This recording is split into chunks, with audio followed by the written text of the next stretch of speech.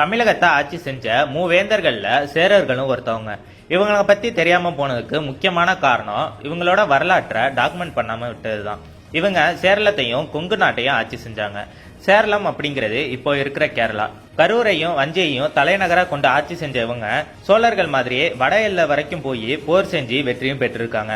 சேர மன்னர்கள்லயே புகழ்பெற்ற மன்னன் அப்படின்னா சேரன் செங்குட்டுவன். சேர நாடு வலிமையை இழந்து இருந்த நேரத்துல செங்குட்டுவன் அரசு பொறுப்பை ஏத்து சேர நாட்டை மறுபடியும் வலிமை மிக்க நாடா மாத்தினாரு. தமிழ் புலவர் சாத்தனார் மூலமா சிலப்பதிகார காப்பிய தலைவியான கண்ணகியோட கதையை கேட்டு அவளுக்காக ஒரு கோயிலையும் கட்ட முடிவு செஞ்சாரு. அதற்கான கற்களை இமயமலையில இருந்து கொண்டு வரதுக்காக படைகளோட வடக்கு நோக்கி போனாரு. அங்க போர் செஞ்சு வடநாட்டு வேந்தர்களான கனகன் விஜயனை வென்று இமயமலையில இருந்து கற்களையும் கொண்டு வந்து கண்ணகிக்காக கோயிலையும் கட்டினாரு. அந்த கோயிலோட விழாவில் கனகன், விஜயன், இலங்கை மன்னன், மாலவ மன்னன் கலந்துகிட்டாங்கன்னு சிலப்பதிகாரம் சொல்லுது. ஊடகத்தின் ஒரு புதிய அத்தியாயம். உள்ளூர் மற்றும் உலக செய்திகள் அனைத்தும் உள்ளது உள்ளபடி.